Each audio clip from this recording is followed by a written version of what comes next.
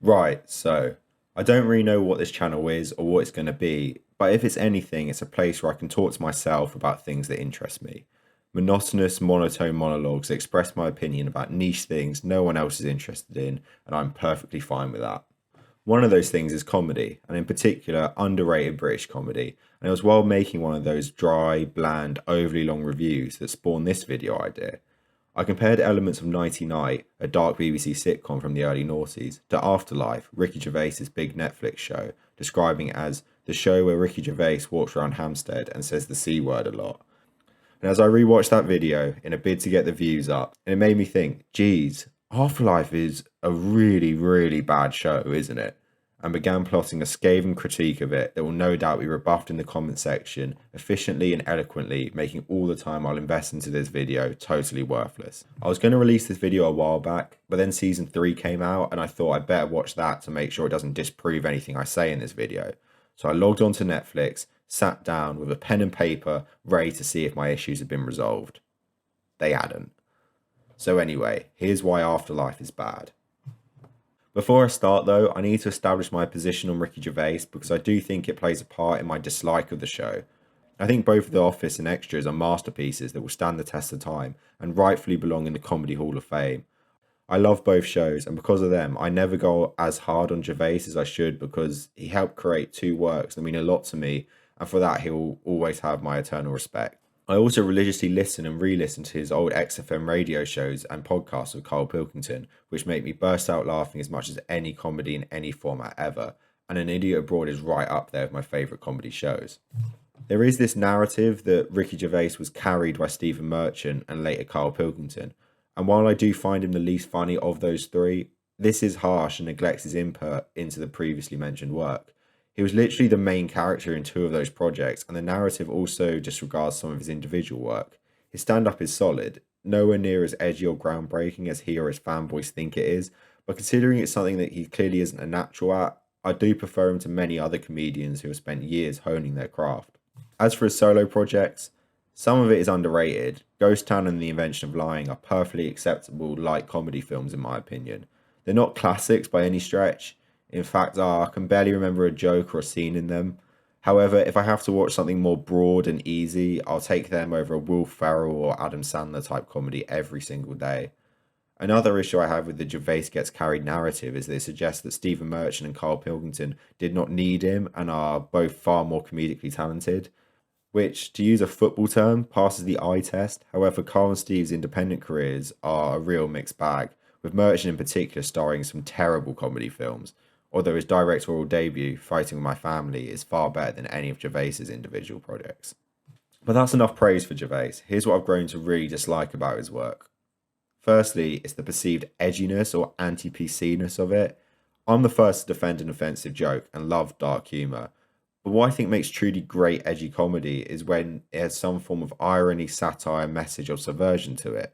There's a layer beyond, haha, he said a naughty word, or look at that stereotype being a stereotype. And Gervais, for me, thinks he fits into the first category, but often ends up in the second. The word cunt isn't a joke on his own. It's got to be worked into something bigger, and I really think he misses this.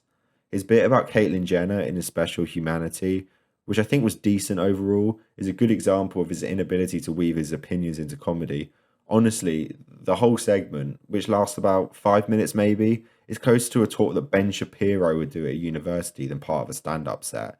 I think he prioritises his point and arguments first and comedy second. He would much rather have his audience leave thinking he was clever rather than he was funny, and I think great comedians achieve the first by being the latter. This also filters into his Golden Globe stuff. I really don't get why everyone loves it. He's trying to act like he's an ordinary bloke who has snuck in and rebelliously grabbed the mic and spoken for the people, when in reality, he's making some basic digs about celebrity culture and collecting a large paycheck from the people he's pretending to hate. It's just not genuine, nor are many of the jokes particularly funny. Another issue I have is his relentless atheist agenda. It's honestly so exhausting by this point. I think I'm right in saying that The Office is the only bit of work he's done where he's not had a line or interaction that bashes religion or pushes an atheist argument. I'm not religious, by the way. I'm probably as atheist as he is and enjoy poking fun at religion. But what Gervais does isn't sharp, scathing satire with a purpose of critiquing a belief system, but more a chance to inflate his intellectual ego, a means of making him look clever and someone else stupid. The scenes in Afterlife with Kath are a perfect example of this. They serve zero purpose to the plot or character development. They aren't witty or funny. They aren't thought-provoking. They are literally just there so Gervais can look smart. But that doesn't work at all because anyone can look smart in an argument they scripted themselves. The Invention of Lying, that I gave credit to earlier, is a significantly better film before it goes down the religious angle. It amazes me that a man that created David Brent can seemingly be so unself-aware about how bad these scenes come across and how they make him look. Gervais doesn't restrict the rights and argument just so he can win it technique just to atheism.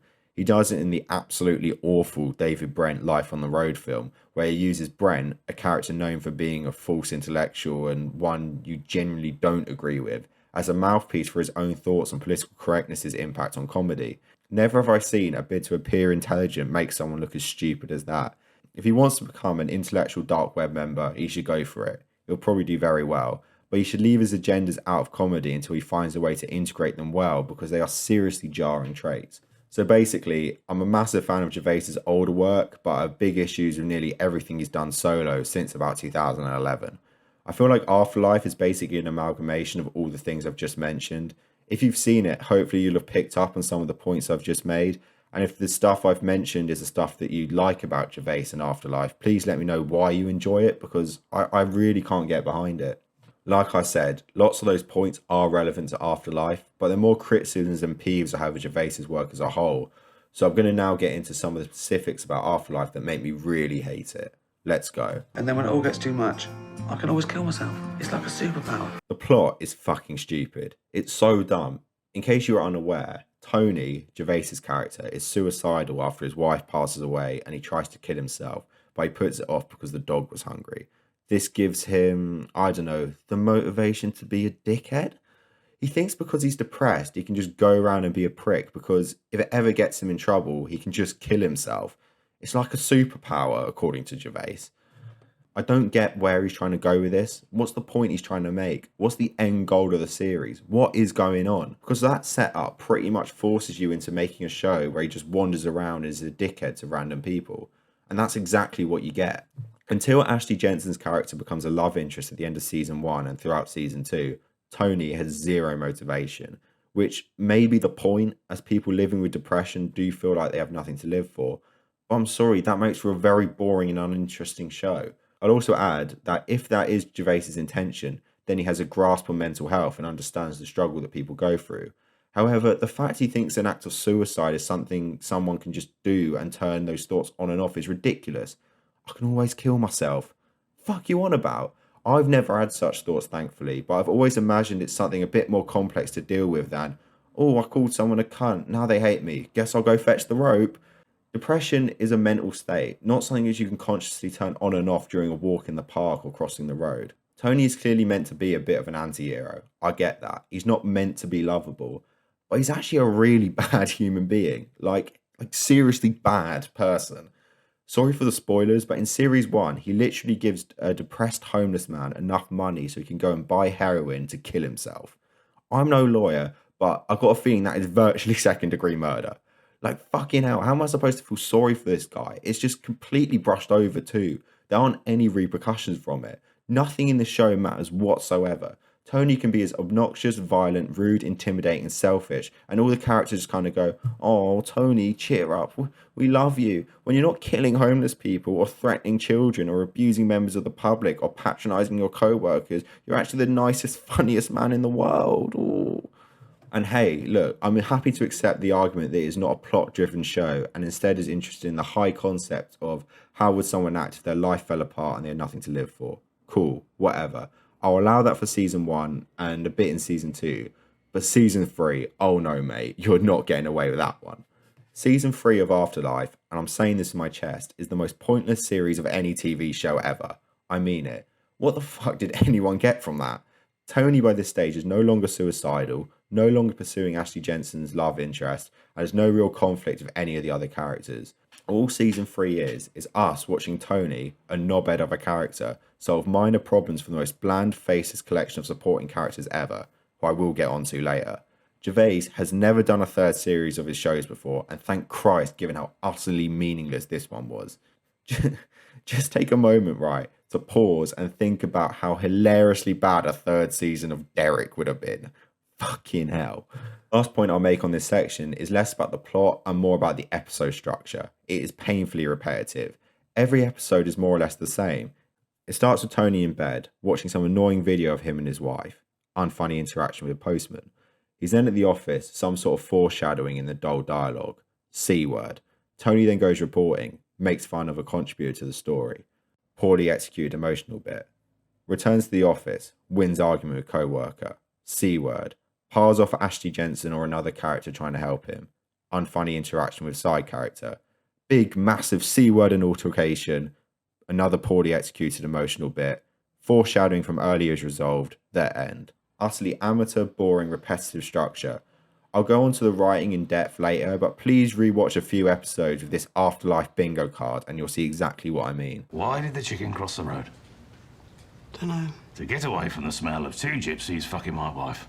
I think I made clear some of my issues with Tony and his character, so I won't go into too much more detail. However, I will say that for a journalist at a local newspaper who only turns up half the time, his house is fucking outrageously nice. Like, seriously, it shows how out of touch Gervais is that he thinks that that's what the average person can afford. Now, before you jump on me and go, but in series 3 it explains that Lisa paid the house off. It wasn't his money. I know, and where do you think that plot twist came from? Oh yeah, a review released after season 2 criticising this exact point that triggered Gervais so much he responded to it on a live stream. Slick one, Ricky, definitely not letting the critics get to you. Before I go into depth about a few characters I think need attention, I want to repeat what I touched on earlier, that the supporting characters are staggeringly dull and passive. Seriously, the tall guy that runs the paper, yeah, him, he's possibly got the second most amount of screen time in the whole thing, and I don't know his name, and you know what? I'm not going to try and find out. He hasn't earned it. Neither is a load of the characters in this. It's genuinely amazing these faceless robots were written by the same man who contributed some of the most memorable secondary characters ever seen in sitcoms. Big Keith, Barry from EastEnders, Dawn's boyfriend Lee, Darren Lamb, Finchy, Neil Goodwin, the list goes on. I mean, even Sheila, who has 2 lines across 2 series in The Office, has more personality and more memorable moments than the entirety of the Afterlife supporting cast together. I tried to debunk the Gervais gets carried narrative earlier, but the drop-off is so staggering, it's difficult to say otherwise. But on to the characters I really want to get into. The first is the therapist character from the first 2 series. This bloke goes through one of the worst and nonsensical character transformations I've ever seen, as he goes from an apathetic, lazy therapist to an obnoxious, annoying Chris Finch ripoff that does not work in any shape or form. I think the reason this shift bugged me so much is because I actually thought he was the best bit of the first series and the only character whose scenes interest me. A therapist who doesn't really give a shit about his clients and treats his work like a boring 9 to 5 was a funny premise and a potential to grow. I always imagine therapists to be kind, thoughtful people who have chosen that career so they can better other people's lives. So to have one caring about as much as someone who sits on the tills at Asda amused me, and quite enjoyed that he was only there for the money. However, series 2 comes round and suddenly he's an unbearably unfunny lad character who is used by Gervais to shoehorn crash sex jokes and offensive phrases into the show. He just becomes completely unrealistic and I just can't relate to it. I understand Gervais wants to mock that kind of proper geezer, bit of a wanker type of person, like he does excellently with Chris Finch, but where I can buy a sales rep living in Slough can be like that. A local town therapist? One that's already had a series of him not behaving like that? Yeah, it just doesn't work for me. And you can't talk about the therapist without mentioning Ratty and the Nonce. I'll come clean and admit that the only 2 laughs I got from the 3rd series were from the 2 scenes they were in, and the blooper reel of Tom Bennett and Andrew Brooke riffing nicknames from series 2 is really amusing and genuinely funnier than the entire series. However, again, I just don't find these characters realistic in this setting. Do these types of people exist? Yes, for sure. I unfortunately find myself in the company of twats like them regularly. Are they funny and good parodies of the alpha male dickhead? Again, yes. They're, to me at least, like a nastier, more sinister version of the Og Monster in Jimmy the Perv. But, and it's a big but, why are they hanging out in a small town's pub and village fete? You'd never find these characters in these settings. They belong in a central London all bar one, ruining the evening for everyone else, not trying to get themselves in local newspapers. They feel like good characters in the wrong show, which is a shame. Hopefully Gervais can reincarnate them in his next project where they might feel a bit more at home. Kath is the next character I want to go into, as she is, to me, the most interesting character in the entire show, yet it's constantly punched down on and uses a method for Gervais to show off his intellectual prowess. Kath is a single woman approaching middle age and heading towards a midlife crisis. She uses horoscopes, ghosts, and Kevin Hart to paper over the cracks in her life that are growing larger and larger to the point it's all just going to break. The best moment in the entire show is at the end of season 2, I think, might be another top point, where there's a pan of everyone in their homes looking happy as all the plots are resolved, and then it comes to Kath. She is alone, eating a ready meal, watching Kevin Hart, and it really hits home the solitude in which she lives her life. That moment and her breakdown at the laughing yoga are the only 2 times this show that breaks its neck trying to make you feel sad actually did make me feel sad. She does, hidden beneath the bizarre sequences where she randomly starts and obviously loses an argument to Tony, have a satisfying story arc that follows her being in denial to being upset to eventually being optimistic about her life situation. I really wish the character was pushed to the front a bit more and treated with more respect than just being Gervais's intellectual punching bag. The rest of the characters I can remember enough about, I'll rattle through as I know this video is dragging on a bit and I've got even more to moan about. So starting off with David Earl's character, the weird hoarder guy, just another awful, unfunny mouthpiece for Gervais to channel his dirty jokes through. He plays a similar character in Derek, which again I find so jarring and just not in any way my sense of humour. It's not cringy or offensive enough to work. Maybe if the consequences mattered a bit more and we knew the other characters more, then some of his scenes would land better. But it's just him saying unfunny scenes in unfunny situations to uninteresting people. I think that because the character is such a loser, the dynamics he has with characters in the show don't allow him to be cringy and awkward like they're intended to, if that makes sense. For example, David Brent's cringy jokes and comments work partly because he has excellent supporting characters like Tim and Dawn who can look down the camera and reflect our reaction, but also because Brent is the boss and the characters have to pretend to like what he says, or at the very least not go too far in their response, creating awkward silences in situations. And then with the added pathos of Brent being desperate to be popular and funny, it is just a perfectly wonderful concoction of cringe and comedy. Whereas when this guy says a dirty joke that doesn't land, who cares? He's a weirdo. Of course he's going to say weird things. It's very in character. In real life, if your boss says something awkward, it is awkward. Whereas if a weirdo says something socially awkward, it's just a weirdo being socially awkward. It's what they do. There's nothing at stake. He's got nothing to lose, you know, if any of this makes sense. Moving on to Roxy, I think that's her name. The village prostitute? Yeah, just bland, boring, and uninteresting. Purely there so Tony can be seen as not judging people and respecting everyone because he's the nicest guy ever. It doesn't help that she's played by one of the least funny people ever to be on the comedy circuit, Roisin or whatever her name is. I don't understand the point of her as a concept. I've never met anyone who finds her funny. Where did she come from? Who is she? Why is she everywhere? I actually let out an audible sigh when she popped up in this because I just knew that I was going to be bored by her character. My main issue though is similar to that of Ratty and the Nons. Why is there a prostitute? Did Gervais really sit down and think, right, okay, setting this in a small English community orientated town, what do I need? Local paper, yeah. Church, yeah. School, red light district, care home. It's just, what? You know, the only thing I can think of is that sex work and prostitution is a dark taboo subject and Gervais hasn't touched on that yet, so thought he'd just throw her into, show he can write about that sort of thing? I don't know, it's just completely nonsensical and another thing that totally detaches this show from reality. And what's great about a lot of Gervais's other shows is that it is grounded in reality, that it is a relatable setting, that they are relatable characters. Why the fuck is there a prostitute? Kerry Godliman plays Lisa, Tony's dead wife, through videos of them together, essentially working as flashbacks. I actually think this works pretty well. Occasionally I think, why would he have been recording this? But it's a pretty simple way of demonstrating their relationship without things getting too arty, and I'm cool with that. I think the character is fine, quite a difficult one to write on the face of it. When the premise of the show is built on a man being so in love with his wife that her death drives him to depression and suicidal actions, when you show their relationship, they better be pretty fucking in love, if you know what I mean. Chemistry has to be spot on, and in fairness, it's done in quite a charming way, so credit to Gervais, he did well there. Godliman's voice really grates on me though. She sounds like someone doing an offensive caricature of a Cockney, but she can't help that. No one else probably finds that, and it's a personal pet peeve of mine, so it would be totally unfair to hold it against the show. But I'm going to anyway because I do not like this program. I think the only other character I can be bothered to talk about is Ashley Jensen's character Emma, who is sort of a half-hearted love interest for Tony. I was excited when I heard the casting, as Jensen and Gervais's chemistry in extras is brilliant and just perfect in performance and writing. But in this, it's just a bit meh. Like, the parts when they're getting on is quite nice and wholesome, but I wish they'd gone a bit further into her feelings of neglect from Tony and how she can't compete with the memory and feeling of Lisa. I'd excuse the lack of conflict between the two and mental breakdown in most other sitcoms, as comedy is meant to be light, but this show is so hell-bent on being dark and emotional. I think it's a missed opportunity to do something genuinely shocking and challenging. Go on, Ricky, have a scene with Emma, so devastated the wonderful, incredible Tony does not love her. She steals his dog, decapitates it, and throws the head onto Lisa's grave. Go on, you know you want to do it. Oh, that would trigger people. How shocking would that be? Urgh, edgy. I've got money.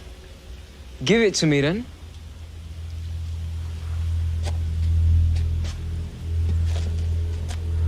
Why? Because I'll fucking kill you if you don't. The final element I want to analyse is the writing. I've already covered a lot of my frustration with it through the other two sections, but there's a couple more points I would like to make. As I mentioned when talking about the episode structure, it is a painfully predictable show. You know how each episode will end within the first 5 minutes, as the foreshadowing is so embarrassingly basic. Essentially, if early dialogue is engineered to make a character reveal an issue they are facing, you can guarantee the episode will end with it being lazily resolved. Series 3 was a massive offender of this. The worst was Kath saying she would never use the C word and wants a boyfriend while talking to Tony in the office, and then the episode revolved around her going on a series of dates, accumulating with a bloke so unrealistically awful, she eventually calls him the C word to Tony at the end of the episode. Honestly, GCSE level story mapping and plot structure. Another issue I have is that every character sounds like Gervais. I've mentioned this earlier, but there are so many times where a situation is engineered so unnaturally and forcefully just so Gervais can win an argument either through Tony or another character. These scenes are rarely funny, nor do they advance the plot, so they feel so preachy and really treat the viewer like morons. Off the top of my head, the worst example of this was in season 1 when Tony is taken to a stand-up comedy gig and has a go at the comedian for making a suicide joke, only to then be lectured by the character whose name I can't remember about how comedy is subjective and it wasn't a personal attack and not to be sensitive, etc, etc. Nothing is gained from this scene. What do we learn? That Tony is depressed? Oh no, wait, that's only been mentioned 100 times already. That there's a comedy club in the village? Seriously, what the hell was the point in this other than Gervais trying to slide in one of his main agendas in order to fill a half-hour runtime because he's already realised his stupid being depressed is a superpower premise has run out of legs?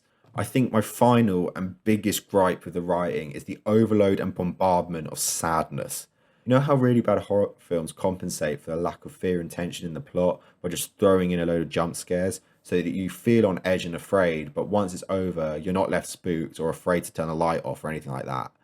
Well, AfterLife is the emotional equivalent. The show is desperate to make the audience cry, so they throw in scenes of attempting suicide, watching videos of Lisa, visiting his sick dad dying, sitting with the dog, talking to characters about Lisa, a character being upset about their situation, etc, etc. It's just a fucking grief and depression overload. And look, Gervais does a fantastic crying face. He's actually a brilliant crying actor. The loss and upsets he shows in the scenes is incredibly convincing and would be really moving if I cared about Tony or was interested in him. Like I said, I find some of the sad scenes with Kath really touching because that was a character who had earned such moments through an interesting story arc. But Tony, who is not a good person, killed a homeless man in case I hadn't mentioned, or any of the other bland pointless characters. No, sorry, you're not getting a tear out of me. You don't deserve it. The crux of this was in the final episode of season 3, where Tony visits a children's hospice and meets one child called Lisa, and then meets another child and has to tell him that heaven exists. It honestly infuriated me. Going back to the horror film analogy, the reason why jump scares are so effective is that they play on your senses and you are scared through a natural reaction.